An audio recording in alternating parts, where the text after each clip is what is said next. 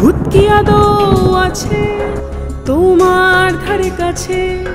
ভূত কি আদৌ আছে তোমার ধারে কাছে? জেনে নাও সঠিকটা, শোনো মন দিয়ে গল্পটা। ভূত ভূত ভূত ভূত ভূত ভূত ভূত ভূত ভূত ভূত ভূত ভূত ভূত ভূত ভূত ভূত ভূত ভূত।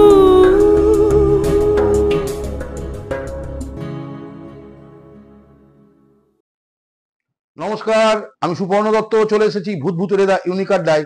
আজকে আবার নতুন একটি গল্প নিয়ে। আজকে আমি এসেছি মূলত কলকাতায় টালিগঞ্জ এলাকা। এই টালিগঞ্জ, এখানে যে ফিল্ম ইন্ডাস্ট্রি আছে সেই ইন্ডাস্ট্রির সাথে প্রায় 30 থেকে 35 বছর এক টানা পরিশ্রম করেছেন এমন একটা মানুষ।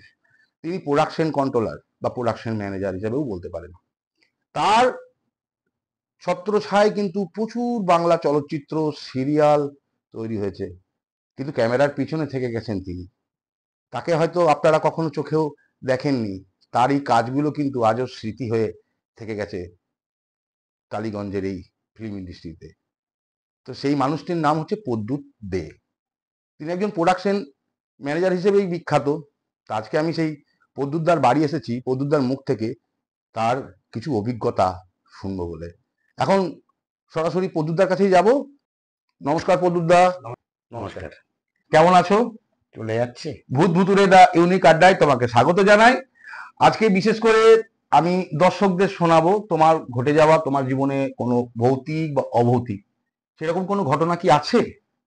না, আমার জীবনে ভৌতিক বলে কিছু, আমি এত আউটডোর করেছি সেরকম ভাবে আমি কিছু পাইনি, কিন্তু আমার জীবনের একটা খুব ছোটবেলায় একটা ঘটনা ঘটেছিল। সেটা হলো, তখন আমি স্কুলে পড়ি।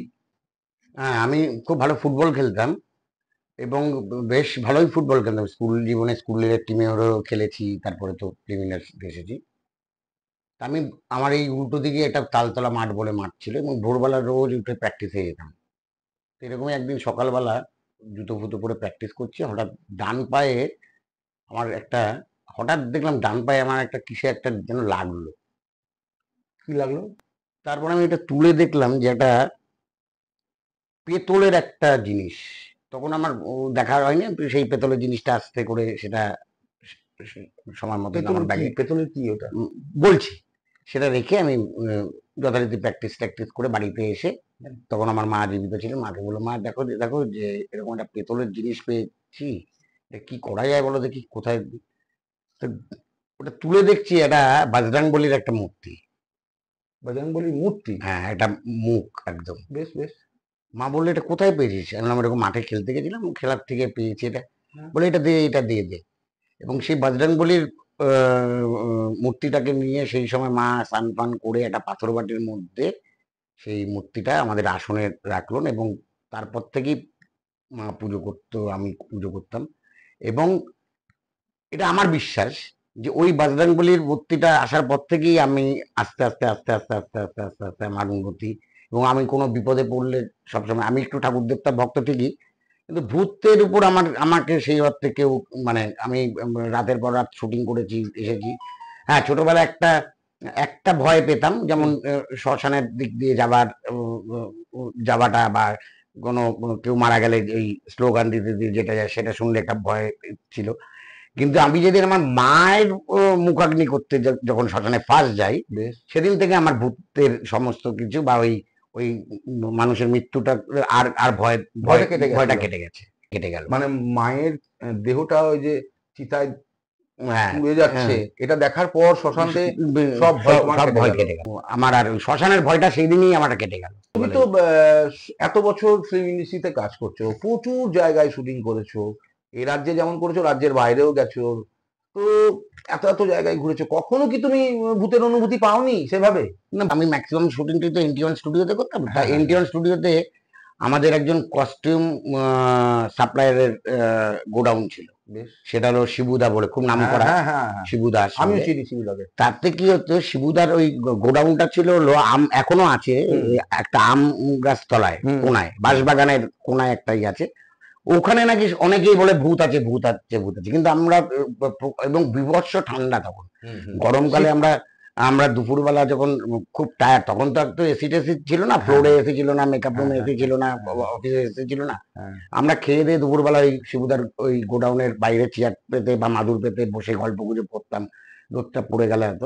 কিন্তু রাত্রিবেলা নাকি ওখানে কেউ যেতে যেত না, কিন্তু ভয় পেত, কারণ ওখানে নাকি ভূত আছে, মানে ভূতের উপদ্রব থাকতো, কাউকে অনুমতি দিয়েছে। এবং আমার যে বস ছিলেন একটা সময়, এখন তিনি খুব নাম করা, লালুদা বলে নাম, প্রীতম, সেও নাকি ওখানে দেখেছে ভূত, দেখেছে। তুমি কখনো সেখানে? না, আমার চোখে পড়েও নি, আমিও দেখি। হ্যাঁ, একটা তো গা চিমচিম ব্যাপার থাকেই রাত্রে, কিন্তু ভয় সে অর্থে আমি ভূত আমি দেখি। আর একবার আমি শুনেছিলাম যে কোন একজনের মাধ্যমে সূত্রে শুনেছি যে তুমি বর্ধমানের কাছাকাছি কোন একটা জমিদার বাড়িতে শুটিং করতে গেছিলে, সেখানে তুমি মনে গা ছমছমে কোন একটা ব্যাপার। ওইখানকার বাড়িটার মধ্যে শুটিং, তার সিঁড়িগুলো খুব ছোট ছিল, একদম ছোট সিঁড়ি। সেই সিঁড়িটা উঠতে গেলে তোমার একটা মনে হবে, আর ঢোকার এন্ট্রেন্সটা এমন একটা এন্ট্রেন্স যে ওখানে যদি মানে গাড়ি পার্কিং না থাকে, ওই সময় মনে হবে যে কিছু একটা ভয় ভয় পাবার। কিন্তু যেহেতু আমরা হই হুল্লোড় করে, প্রচুর ওই লোকজন ছিল বাইরে, সেক্ষেত্রে হয়নি। তারপর তো শুটিং এর প্যাকআপের পরে গাড়ি করে সবাই আমরা যে যার হোটেলে ফিরে এসেছি। তবে এখন অব্দি তুমি যেটা বললে তোমার বাড়িতে সেই ছোটবেলায় পাওয়া সেই মূর্তি, তো সেটা কি এখনো তোমার বাড়িতে আছে বা তুমি পুজো? হ্যাঁ, এখনো দুবেলায় পুজো করো, এবং সেই বজরংবলীর আশিস নিয়ে তোমার চলছে। হ্যাঁ, আমি সব দেবতাকেই পুজো করি, আমার কাছে সেরকম না, কিন্তু ওটা যেহেতু মা ওইখানে বসিয়ে রেখেছিলেন আমার, ওইটা ওইভাবেই পড়ে আছে।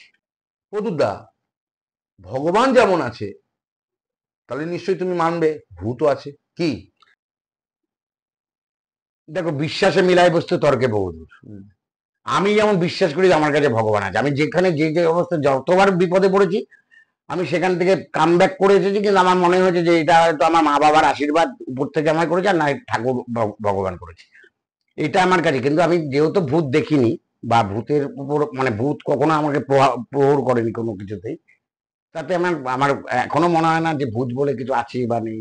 থাকলেও থাকতে পারে, না থাকলেও থাকতে পারে, কিন্তু ঠাকুর দেবতা বলে কিছু একটা আছে, সেটা আমি বিশ্বাস করি। তবে ভূত থাকুক না থাকুক, আমার কিন্তু ভূত ভুতুরে দা ইউনিক আড্ডা চ্যানেলটি কিন্তু ইউটিউবে আছে, তুমি সেটা দর্শকদের উদ্দেশ্যের জন্য কি বলবে বলো? হ্যাঁ, আপনারা দেখুন ভূত ভুতুরে ইউনিক আড্ডা, আমিও দেখছি, আপনারাও দেখুন। প্রিয় দর্শক, এতক্ষণ শুনলেন প্রদুদার কথা। হয়তো প্রদুদার কাছ থেকে আমি সেভাবে কোনো ভূতের গল্প পেলাম না শুনতে, আপনাদেরকে শোনাতে পারলাম না, কিন্তু প্রদুদার সাথে সময়টা আমার খুব একটা খারাপ কাটলো না। আপনাদেরও শুনতে নিশ্চয়ই ভালো লাগলো। কেমন লাগলো দয়া করে কমেন্ট বক্সে লিখে জানাবেন। তবে আজকে এখানেই থামছি, দেখা হচ্ছে অন্যক্ষণে অন্য কোনো দিনে। নমস্কার।